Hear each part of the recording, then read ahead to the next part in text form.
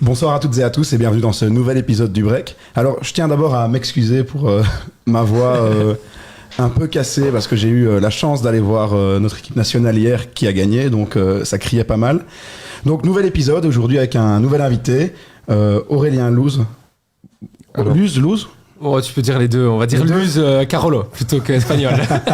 Bonsoir Aurélien. Bonsoir. On est très heureux de t'accueillir aujourd'hui. Alors, pour faire un peu un brin d'histoire, on s'est rencontrés un peu par hasard parce que je me rappelle que je passais à Charleroi Entreprendre et on m'a dit il y avait mes équipes de Full TV qui étaient là. Donc, on s'est rencontrés à ce moment-là. J'ai d'ailleurs posté la photo de notre rencontre que j'ai retrouvée. Les souvenirs. Et puis, c'est plein de moments parce que, je pense que depuis qu'on s'est rencontrés, on s'est jamais vraiment lâché. Perdu de vue.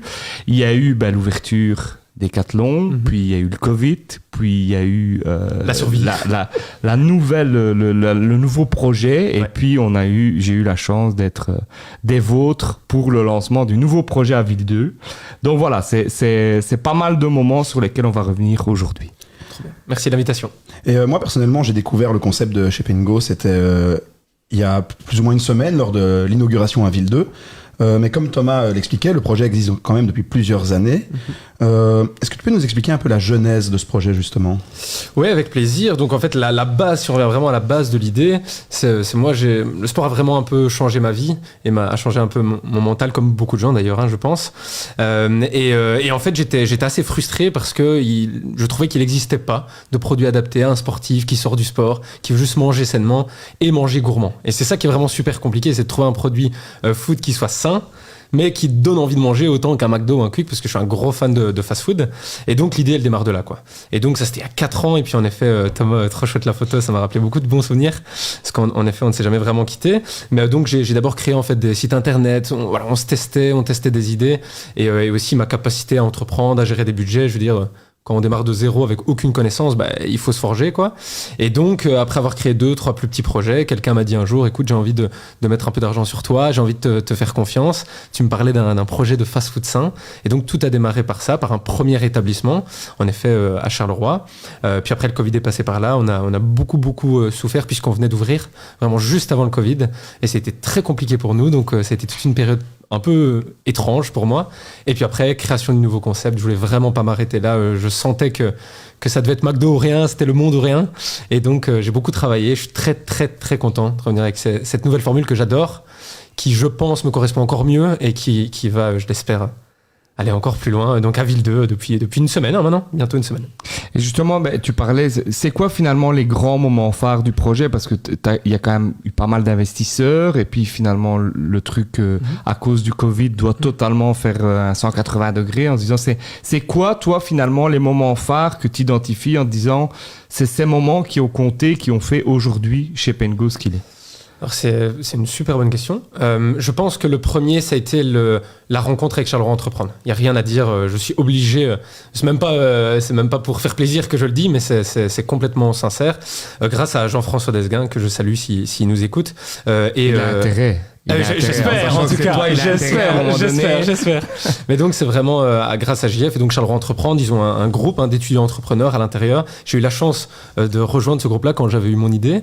Et ça, c'est un moment marquant. C'est la première fois que j'ai rencontré des gens qui connaissaient ce milieu-là. Parce que moi, j'y connaissais rien, personne n'y connaissait rien autour de moi. Donc, comment est-ce que d'une idée, on crée un projet, on lève des fonds ? Mais ça devait commencer quelque part. Donc ça, c'est vraiment le moment marquant. Juste pour aider les gens, tu avais quel âge à ce moment-là ?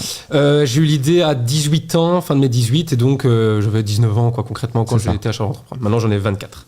Donc c'est vrai que ça m'avait fait un gros coup de vieux quand je m'étais rendu compte, ça faisait 6 ans que j'avais eu l'idée pour la première fois, ça m'a choqué. C'est vrai que le temps est passé vite. Mais c'est vrai que ça, c'est le premier moment marquant avec Charleroi Entreprendre. Le deuxième gros moment marquant, c'est le jour où cette personne-là, un coach sportif avec qui je travaillais sur des petits projets, m'a dit, écoute, j'ai Florent, que je salue, qui m'a dit, écoute, j'ai X milliers d'euros, j'ai envie de les parier sur toi. Tu parlais d'une idée folle de fast-food sain, j'ai envie de te suivre et de la créer avec toi. Ça, c'est vraiment le gros deuxième, évidemment, moment marquant. Là, c'est le moment où quelqu'un te dit, j'ai quelques dizaines de milliers d'euros et je les mets sur toi. Ok, comment on fait ? Et donc là, j'ai créé une société, on a appris à créer une société, à organiser une société, à lever des fonds. Puis après, ça a été la banque, etc. Troisième moment marquant, je dirais c'était le lancement à Decathlon, qui a été vraiment une grosse piqûre d'enseignement pour plein de choses. Ça a été, on passe maintenant d'un PowerPoint de trois slides à un projet, des employés, une équipe, de la production, alors que c'est pas mon métier non plus le food. De base, j'ai rien à faire dans une cuisine, entre guillemets, dans mon métier, on va dire. Et après, quatrième moment marquant, évidemment, le Covid. Très complexe du jour au lendemain, devoir tout réinventer alors qu'on venait de tout réinventer. On venait de créer un projet, on venait de lever des fonds, on venait de tout faire. On était au moment où ça montait. J'avais reçu à ce moment-là le prix du meilleur jeune entrepreneur de Belgique, Carolo de l'année dans la catégorie nouvelle entreprise. Allez, on se sent chaud et je me sentais chaud. J'étais en mode, les gars, on va casser le monde, c'est maintenant, on y est. Et là, un mois plus tard, Covid qui vient te mettre une grosse droite. Et là, c'est très compliqué parce que c'est très, très, très compliqué mentalement. Et donc voilà, après je dirais le prochain moment marquant, je trouve que c'est une chouette anecdote à raconter, que j'ai jamais racontée en public. C'est un scoop en plus. Un peu, ouais. Sans citer trop de choses et sans trop en dire, mais j'ai eu la chance que quelqu'un en fait que je connaissais de très très loin me convie en fait en plein Covid, alors que tout était en train de se casser la gueule, quand entre guillemets je survivais. Là, on tapait vraiment, sans exagérer, 17-18 heures par jour, quoi. Je dormais quasiment pas, c'était quasiment du 7 jours sur 7. Je vivais plus, pour être tout à fait honnête. Et à ce moment-là, quelqu'un me propose un taf. Et un taf de rêve, payé, je ne dirais pas de montant, et vraiment pile poil ce qu'il me fallait. Et j'ai refusé. Et ça, je trouve ça vachement marquant. En pleine période horrible pour moi, j'aurais pu juste accepter, être mieux payé que mes deux parents réunis toute leur vie. Enfin, vraiment un truc de fou. Et j'ai refusé parce que j'ai dit... Je sais que chez Pengo, il ira plus loin. Au bout du projet. Je sais que, ouais, exactement. C'est une bonne manière de le dire. J'avais l'impression de ne pas encore avoir été au bout de mes idées. Exact. Et donc, moment marquant final, on relève des fonds et on arrive à ville 2. Ça aussi, c'est marquant. C'est qu'on n'est pas allez, entre guillemets, on n'est pas au milieu de la ville, on n'est pas indépendant. On arrive avec un centre commercial qui, en plus, est assez fermé. C'est compliqué de rentrer dans des centres commerciaux. Et donc, ça, c'est vraiment le nouveau moment marquant de se dire, allez, là, on y est. Puis la suite, on en parlera un petit peu plus tard, je suppose. Et justement, dans toute cette aventure, s'il y avait quelque chose à refaire, est-ce que tu ferais les choses autrement, peut-être ? Non, je trouve... Et je pense qu'on dirait tous oui, mais je pense qu'il faudrait juste dire non à cette question si je suis là devant vous. Et je suis super content, encore une fois, d'être là. Merci pour l'invitation. Mais c'est aussi grâce à tout ça, quoi. Et donc, je me dis, c'est le destin. Je me dis que si c'est arrivé, ça devait arriver. Si je devais me battre, c'est que je devais me battre. Et si on devait ouvrir Ville 2, c'est qu'on devait ouvrir Ville 2. Et puis, c'est comme ça, quoi. Et tu l'as évoqué un petit peu avant, que tu bossais quand même 17-18 heures par jour. Être entrepreneur, l'entrepreneuriat, est-ce que c'est une vie facile ? C'est une vie très compliquée, très compliquée. Les gens qui ont des métiers un peu particuliers au niveau des horaires, je pense aussi au monde politique, qui est particulier, comprendront ce que je dirais. C'est beaucoup de travail. Surtout, il faut un partenaire qui soit, je pense, très proche ou un très très bon ami ou quelque chose comme ça. Moi, j'ai de la chance d'avoir Laurie à mes côtés, qui est ma fiancée et que je remercie. Qui nous regarde, elle, parce qu'elle est là. Elle est là, on ne le dit pas, c'est derrière. Mais sans elle, c'est certain, j'aurais jamais réussi à faire ça parce que mentalement, j'ai dû faire 40 milliards de burn-out une soirée, quoi. Parce qu'en fait, tu remets tout en question tout le temps. Et quand quelque chose se passe mal, c'est comme dans la vie de tous les jours, on finit par tout remettre en question. Ce qui n'est pas bon. Et c'est là où on a besoin d'un mur, d'un pilier à ses côtés. Moi, j'ai la chance d'avoir Laurie. Mais donc, non, facile, ça l'est pas. Ça demande beaucoup de travail et être bien entouré. On le dit, mais aussi de manière proche. Pas juste dans le business, je veux dire, être bien entouré humainement, quoi. Voilà. Et t'en parlais, mais c'était justement ma question suivante. En fait, t'as quand même en 4 ans connu beaucoup de très hauts et beaucoup de très bas. Et comment, parce que je pense que, sans te jeter des fleurs, la majeure partie des gens, à un moment donné, de 1 au Covid, ils jettent l'éponge, de 2, comme tu dis, à l'opportunité d'une vie peut-être, ils la prennent, ils foncent, ils disent au revoir chez Pengo, merci. C'est quoi, en fait, à un moment donné, ton secret pour... Parce que moi, je t'ai vu à un moment donné, juste après le Covid, et t'étais à 2000, quoi. T'étais pas en mode, ouais, c'est dur, c'est compliqué. Même si je sais, à un moment donné, on se regarde, on se parle, on sait. Mais comment, à un moment donné, tu fais pour se dire, OK, non, ça va pas tomber, ça va pas tomber, ça va pas tomber. C'est encore une fois une excellente question. En vrai, je pense, avec du recul, que c'est un peu le... Je sais pas si ça va être compréhensible, mais la force de l'idée, c'est vraiment cette croyance dans ce que je pensais. C'est de se dire, oh mais merde, tu le sais très bien que ça va marcher. Ouais, tu le sais au plus profond de toi, tu l'as déjà fait. Si tu dois le refaire, tu vas le refaire. Et si tu dois survivre pour le refaire, tu vas survivre et tu vas le refaire. Et c'est ce que j'ai fait. Et je pense vraiment, c'est cette croyance profonde en... j'en suis capable, il y a eu des choses externes qui ont fait que, et c'est une remise en question très complexe à avoir en moi-même. Je veux dire, on va pas se mentir, pendant 1 an et demi de Covid, ça a été que la discussion avec moi et moi-même dans ma tête. C'est de se dire, tiens, où est-ce que ça a merdé, pourquoi? Et c'est con, on dit ça comme ça de manière un peu légère, mais ça atteint vraiment au plus profond, même de tout, de l'ego, de la personnalité. Moi, ça m'a changé, tout ce que j'ai vécu là. Je ne gère plus du tout de la même manière qu'avant. Plus du tout. Maintenant que c'est une possibilité que tout s'effondre, on réfléchit tout autrement. À l'époque, ça ne devait pas s'effondrer. À l'époque, je devais en ouvrir 3 en un an. Ça ne pouvait pas. Non, mais tout à fait. Ça ne pouvait pas s'effondrer à l'époque. Maintenant, ça peut. Et ça change tout. Et moi, j'ai pris évidemment en maturité. Quand t'as pas le choix de renvoyer des gens, quand t'as pas le choix de survivre, de tripler ton volume de travail, alors que déjà t'étais au quadruple de quelqu'un de normal, mais en fait, tu apprends beaucoup sur toi et sur les gens qui t'entourent aussi. Donc, je dirais, c'est la force de l'idée qui fait que tu tiens le cap, quoi. Et la croyance dans ça va marcher, quoi. Ça doit marcher. Et Charleroi dans tout ça, c'est quoi ton attachement par rapport au Pays Noir? J'adore Charleroi. Parce que ton premier projet est à Charleroi, ton deuxième projet est à Charleroi. Et en plus, on nous a tiré à aller à l'extérieur de Charleroi. Je tiens à le dire, on nous poussait à aller un petit peu à l'extérieur de Charleroi. Mais c'est même pas une question de cœur, c'est une question, je sais pas comment expliquer ça, c'est dans les veines, quoi. Comme les Carologues qui aiment cette ville-là, c'est de se dire... En fait, je trouve que Charleroi, ça peut être ce que je veux dire, mais me correspond assez bien. C'est ce petit gars qui a rien, qui a aucun entourage, qui va pour l'aider à aller mettre de l'argent. J'ai pas d'amis riches. Faut tout se construire. Et j'ai l'impression que Charleroi, on en est un peu à ce moment-là. Au moment où ça y est, cette ville-là est en train un peu d'éclore, de faire parler d'elle. Maintenant, ça y est, les Bruxellaires sur Bruxelles, ça commence à de moins en moins mal parler de la ville. Et c'est ça qui est génial. Je trouve qu'il y a un vrai gros travail sur la ville. Et il y a un vrai attachement, je sais pas, personnel, quoi. Moi, j'ai vécu 1 an à l'étranger. Quand je suis rentré, je me suis senti chez moi, quoi. C'était chez toi. C'était chez moi. Et aller dans la ville, même si parfois il y a aussi des points négatifs, mais comme dans toutes les villes d'ailleurs, mais ça fait partie de la ville. Et moi, j'adore Charleroi. Et je trouvais ça trop important. Et même sur l'image, sur tout, je trouve que ça me va trop bien qu'on commence d'ici. Et je serai, on prie, on touche du bois, très fier un jour de pouvoir être McDo et de pouvoir dire ça a commencé là-bas. Le premier d'état. Ah ouais, j'adorerais. Mais justement, c'est la prochaine question. Est-ce que le projet, tu l'as pensé pour l'exporter hors de la ville? Évidemment. Évidemment, ça a toujours été l'ambition. Et avant le Covid, ça devait être le cas. Ça, je tiens quand même à le dire. On avait 2 autres ouvertures de planifiées, ce qui ne veut pas dire que c'était signé, mais on n'en était pas loin du tout. Donc ça a été voilà, ce cassage de nuque on va en ouvrir 3 en 1 an à on en ouvre 0 et on survit, quoi. Et donc oui. Et on en ouvrait 15 en 5 ans. Non, mais moi, je me rappelle des discussions avec toi où on ouvrait. C'était parti, quoi. 30. On y était. Et donc il a fallu tout recommencer. Mais là c'est chouette. On travaille beaucoup sur la suite et l'objectif, évidemment, c'est de grandir depuis Charleroi, mais de grandir hors de Charleroi et hors de la Belgique aussi. On va pas se mentir, quand même. Et donc aujourd'hui, chez Pengo, il en est où? Dans ton cheminement, aujourd'hui, il en est où? Et donc chez Pengo, il en est où? Chez Pengo a trouvé sa forme. Je suis très content avec le nouveau concept, ce concept de manger coloré.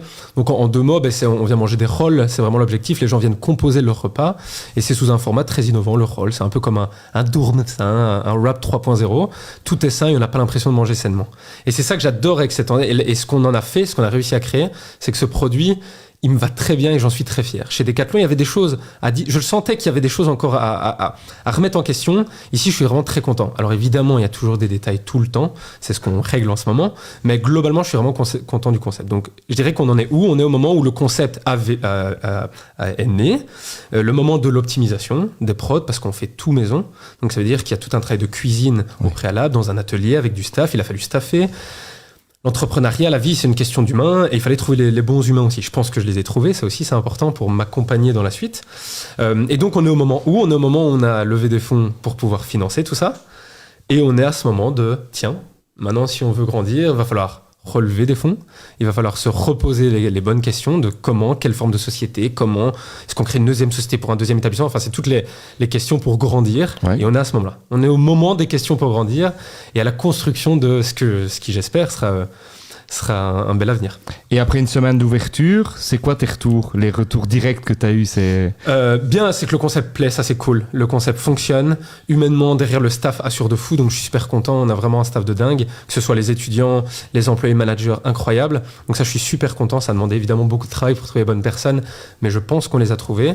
Et puis alors surtout, on a été des éponges à ce que les gens disaient, ce qu'on entendait, ce qu'on voyait, ce qu'on nous envoyait. Et ça, c'est dingue. On reçoit beaucoup de messages en disant c'était top, attention, tiens, moi j'ai trouvé ça un peu moins bien. Clac, on les note et on corrige ça, quoi. Et donc là, c'est vraiment le moment de l'optimisation. Le concept est là, on a la cellule, on a le design. Tiens, qu'est-ce qu'on peut corriger pour que le concept soit parfait, je mets des grands guillemets, mais en tout cas parfait pour maintenant, pour sa forme actuelle. Tu me disais que les gens avaient du mal à croire que c'était sain. Ouais, ça c'est un truc de fou, quoi. Mais ça, je reçois, je ne sais pas quoi de message, mais vraiment même des amis à moi qui me disent mec, c'est pas possible, tu mens, ça ne peut pas être sain. Et ça, je trouve ça génial, c'est que notre promesse, elle est tenue. C'est vraiment les gens. Je veux dire, quand il y a 2 gars de Charleroi Entreprendre, justement, ils sont venus manger l'autre jour, ils sont sortis, ils m'ont dit c'est meilleur que tacos. Et là, je me dis on a tout réussi.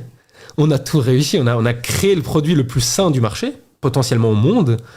Et en fait, le gars a l'impression d'avoir mangé un autre tacos. Mais c'est aussi un problème parce qu'en fait, on se rend pas compte, mais en termes de sentiment, de frustration, il faut pas que le client sorte en se disant j'ai pas mangé sainement. Sinon, notre promesse n'est pas tenue non plus. Ouais, et donc, il faut trouver le juste équilibre et comment communiquer pour bien faire comprendre, les gars.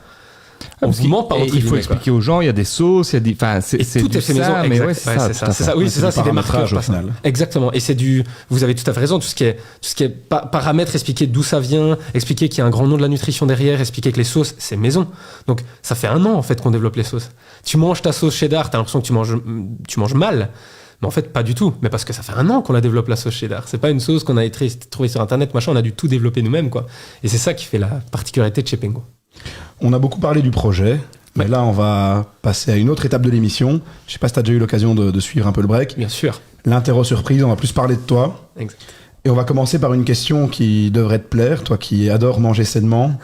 Tu préfères Burger King ou une bonne grosse friterie? BK, je détestais, il fut un temps. Et maintenant, j'aime beaucoup. Je dirais en semaine, rapidement, un petit BK, ça passe très bien. Et le vendredi soir en famille, une petite friterie. Ton plus gros défaut?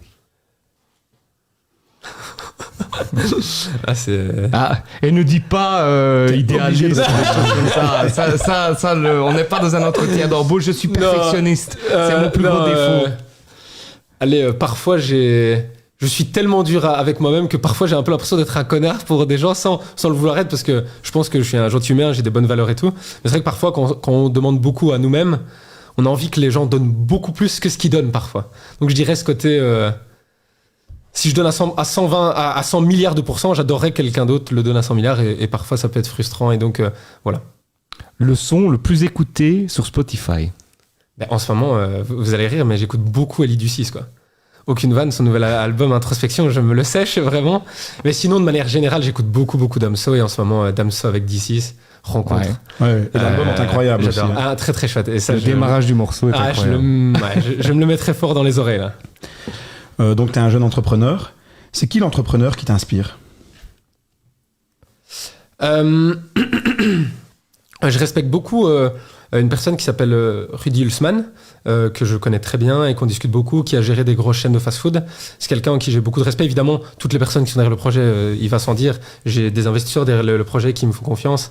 Je pense à Ludovic Coulon, je pense à Jessica Dombier. Il y a plein de gens qui m'inspirent dans le quotidien. Mais si vraiment on explose et on voit tout là-haut, je dirais par son côté complètement taré, Elon Musk. J'adore, je trouve c'est un génie de communication, je trouve c'est le crack, quoi. C'est le boss. Juste par son génie de communication et c'est un truc de fou à quel point il est barré, j'adore ça, je trouve ça génial. Et si McDo voulait racheter chez Pengo?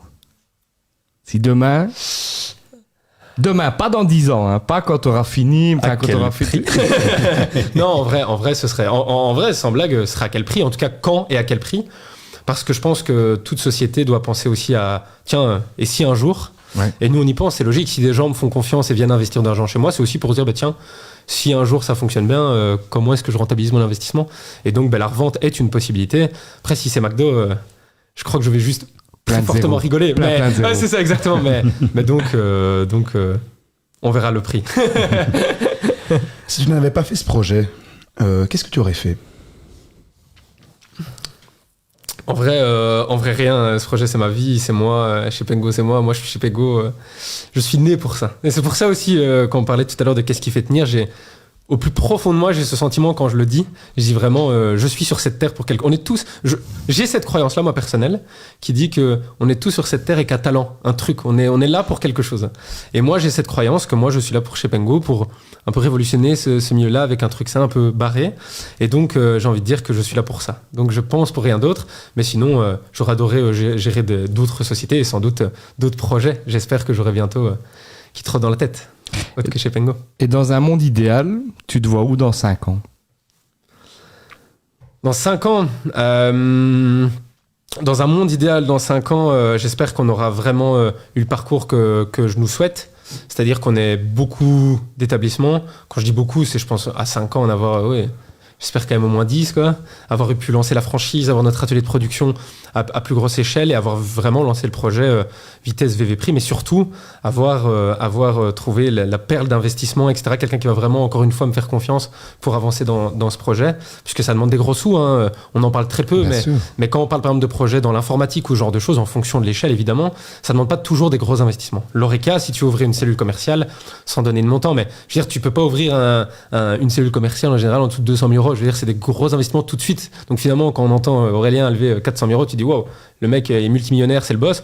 Mais en fait, tu ouvres un établissement et puis t'as plus rien sur le côté, quoi, entre guillemets. C'est important à préciser, ça. C'est au-delà des montants, c'est pas les montants qu'il faut voir, c'est la manière dont ils sont investis, quoi. Et l'Oreca, ça coûte cher. L'investissement, ça coûte cher. Les machines coûtent cher. La presse qu'on a acheté, nous, qu'on a fait importer d'Italie, c'est presque 7000 boules. Ça va très vite, quoi, les montants. Et donc, dans 5 ans, on espère être un petit peu partout, hein. On va passer un peu à l'instant philo de l'émission. Ok. Pour toi, c'est quoi le bonheur? Eh ben, j'en parlais aujourd'hui avec mon frère Valentin, qui nous écoute peut-être. Qu'on salue. Qu'on salue, évidemment. En vrai, je trouve que c'est quelque chose de très complexe et j'ai un peu l'impression que c'est la quête de tout le monde. On cherche tous cet équilibre de bonheur. Et je pense que c'est un équilibre entre plein de choses. L'équilibre amoureux, l'équilibre en amitié, l'équilibre au travail. On a tous le nôtre et je pense que ça, finalement... c'est impossible d'y répondre. Je pense qu'on a tous cet équilibre et ce qui fait que moi, j'ai pu me sentir mal pendant le Covid, c'est des frustrations. Je sais pas ce que vous en pensez, mais je trouve que les êtres humains, on est fort de frustration. En général, si on s'énerve, c'est qu'on est frustré de quelque chose. Bien sûr. Et donc finalement, c'est un peu ça le bonheur. Essayer de limiter sa frustration en maximisant peut-être son bien-être au travail, son bien-être avec son amour, en mettant de l'eau dans son vin, etc. quand il faut. Et je sais pas, c'est de trouver le juste équilibre, qui est très complexe à trouver. Je pense qu'on le trouve jamais vraiment. C'est un peu la quête de la vie, je pense. Et je pense qu'à tout âge et à tout moment de la vie, on a des équipes différents aussi, je pense. C'est qui la personne la plus connue de ton répertoire? C'est toi. Ça, c'est trop simple. La plus connue... En vrai, ça dépend connu par qui et comment. Je dirais la plus connue, en tout cas pour moi, dans le respect de ce qu'il a pu faire, Monsieur Hulsmann, Rudy Hulsmann, qui a géré Quick International, qui a fait vraiment des choses extraordinaires. Après, quelqu'un aussi d'original, que moi, j'aurais jamais cru un jour avoir dans mon répertoire, Tommy Leclerc, qui est qui est gouverneur du Hainaut. C'est un peu bête, mais le monde politique, moi, je ne le connaissais pas. Hein, même nous, on ne se connaissait pas. Et donc, c'est drôle d'avoir des numéros comme ceux-là. Aussi, Monsieur Thomas Dermine, qui fait aussi la fierté de Charleroi avec ses fonctions. Hein, ici, il faut le dire, Thomas. Voilà, des gens comme ça. Je dirais. Après, il y a d'autres numéros, mais on peut pas en parler. Sur YouTube, tu regardes quel genre de vidéo? T'es plutôt vidéo à essayer d'apprendre des choses ou plutôt vidéo en mode cerveau off Cerveau off, hein, moi je suis très Twitch. Très Twitch. Je regarde énormément Domingo, le stream, tout ça. Je suis très Twitch jeux vidéo. J'étais un gros joueur. Ouais. Je pense même quand je lançais chez Pengo, je faisais encore des nuits blanches sur Call of avec mes potes, quoi, vraiment. Maintenant, plus du tout, j'ai plus le temps du tout. Et donc, je regarde beaucoup. Donc, c'est du contenu vidéo. Et d'ailleurs, je me suis même déplacé il y a 2 ans en France pour aller voir un show et tout. Avec madame, on s'est déjà déplacé à Paris, aller voir les streamers et tout. Moi, j'aime ça, le jeu vidéo. Ton plat préféré? Alors j'ai appris récemment que j'avais une intolérance au lactose, mais sinon je vais quand même répondre le tiramisu. Le tiramisu c'est classique, ça passe toujours bien et voilà quoi, tiramisu. Le rêve qu'il te reste à réaliser? Être le prochain Steve Jobs. J'adorerais ça. J'adorerais prouver au monde qu'avec des bonnes valeurs, en ayant mis l'humain avant l'argent, en ayant fait toujours des choix un peu bizarres et différents qu'une gestion normale, basée encore une fois sur la rentabilité, etc. Ce qui est important, ça va sans dire, c'est logique. Mais j'aimerais prouver ça. J'aimerais prouver qu'en démarrant de rien, avec 0 €, un projet complètement dingue, on peut le faire. Et faire la couverture du Times, quoi. Pourquoi pas? Ce serait fou. J'adorerais, franchement. Et si demain tu gagnais à l'euro million, Qu'est-ce que tu fais? Bah, j'ouvre 10 chez Pengo, c'est tout. Non, franchement, ouais, on injecte ça dans chez Pengo. Tu te rachètes toi-même. En fait. Ouais, c'est ça, exact. Je rachète chez Pengo, mais c'est déjà à toi. Ouais, mais je rachète quand même. C'est ça, en couverture, il rachète sa propre autopiste. Ouais, non, en vrai, ouais, j'injecte dans chez Pengo. Et on profite un petit peu aussi avec madame. On l'aura mérité de tout le travail qu'on a fait. Alors, on arrive déjà à la fin de l'émission. On pose toujours la même dernière question. L'émission s'appelle Le Break. Et toi, c'est quoi pour toi le break idéal? Alors, le break idéal. Le break idéal, c'est quelque chose que j'ai du mal à faire en ce moment, c'est prendre du recul et déconnecter. Je trouve ça important mentalement. Je veux dire, peu importe où on est, et j'ai le souvenir d'un break idéal qui s'est passé avec madame. J'en parle beaucoup, mais voilà, avec Laurie. C'est son soir. Hein. Ouais, franchement, c'est son soir. Hein, mais avec Laurie, on était partis 3 jours, et il y a pas très longtemps, il y a quelques mois, on était partis à Rotterdam, juste ensemble. On n'a pas eu de plan ni rien, et ça a été la première fois, je pense, en 4 ans que j'ai réussi véritablement à déconnecter. Donc je pense que ça doit être une alchimie des gens, du moment, de la météo, de ce qu'on fait. Et là, pour la première fois, je l'ai eu, et c'est rare. J'ai beaucoup de mal, moi, à m'arrêter mentalement. C'est ce que, franchement, quand j'ai écrit la question, j'y ai pensé en me disant, lui, le break, c'est un truc que je vois pas très bien avec Aurélien. Ouais, c'est vraiment ça, quoi. C'est vraiment compliqué. Et sinon, le break parfait, un petit jacuzzi, être tranquille, avec 2 potes, boire un petit coup, un truc simple, un peu de musique, et tenter de déconnecter. C'est déjà pas mal. Bien, merci Aurélien pour cette belle émission. Et encore une fois, on va te suivre et te soutenir on y sera. Chez Pengo, on y sera. Merci à toi. Où que tu sois, on y sera. On y sera, let's go, bien sûr. On va prendre l'avion, les gars, bientôt. Hein. J'espère. Et j'en profite pour rappeler que vous pouvez retrouver le break sur Spotify. Dès demain, cette émission sera disponible sur Spotify, aussi en replay, Google Podcast. On est partout, je pense qu'on peut le dire. Et qu'est-ce qu'on se dit? On se dit à dans 2 semaines? On se dit à dans 2 semaines pour notre dernier break de la saison. Et voilà, je terminerai aussi en disant que j'étais très content d'avoir Aurélien parce que je pense que c'est, et je le dis en toute honnêteté, c'est un des jeunes qui m'inspire le plus. Parce que je trouve que tu es méga inspirant dans ce que tu dis. Donc voilà, souvent les anciens inspirent et on a plutôt l'habitude que ça soit des anciens. Mais je pense que ça a été dès le début. Moi, je me rappelle où je t'ai vu en présentation avec plein de chefs d'entreprise et tout. Je me suis dit, ok, ça va réussir. Et donc, merci. Je pense que tu as aujourd'hui tout ce que tu mérites. Vraiment. Merci beaucoup. Voilà. Merci beaucoup. Merci à vous. On vous souhaite une bonne soirée et à dans 2 semaines. À dans 2 semaines. Salut à tous.